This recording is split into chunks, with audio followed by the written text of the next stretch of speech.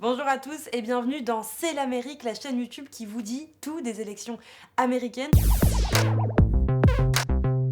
Je suis Sophie Gauthier, journaliste pour France Info et avec moi Corentin Célin. Bonjour Sophie, je suis historien et spécialiste des États-Unis.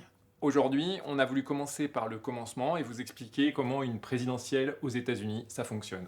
Parce que ça ne fonctionne pas, mais alors pas du tout comme en France. Les États-Unis sont un État fédéral, les 50 États ont tous une identité politique et culturelle très différente. Les pères fondateurs ont voulu que le président soit élu par tous les États. C'est pour cela qu'ils ont mis en place un collège électoral par État. Chaque citoyen vote donc dans son État le premier mardi de novembre. Mais à la différence de la France, ils ne votent pas directement pour le candidat, mais pour une liste de grands électeurs d'un candidat de chaque parti. Et c'est pour ça qu'en 2016, Donald Trump a pu gagner l'élection présidentielle, même s'il avait moins de voix qu'Hillary Clinton. Congratulations, Mr. President. Alors le nombre de grands électeurs par État dépend de la population par État. Par exemple, la Californie en compte 55 alors que le Wyoming n'en a que 3. En tout, il y a 538 grands électeurs et une majorité à 270 grands électeurs. Bref, un suffrage indirect qui garantit à tous les États d'être courtisés par les candidats.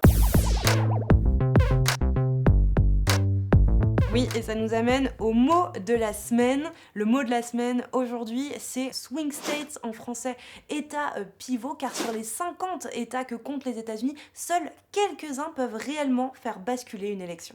Ce sont des États, en effet, qui peuvent d'une élection à l'autre voter indifféremment, républicains ou démocrates. Mais en 2020, il n'y a plus que 5 à 6 États swing states qui feront basculer l'élection. Oui, et cette année, tout va se jouer dans le Wisconsin, le Michigan, l'Iowa, l'Ohio, la Floride et la Pennsylvanie. Les autres États ne verront en fait que très peu de candidats. Et Donald Trump l'avait déjà bien compris en 2016, puisqu'il n'avait ciblé que ces États-là.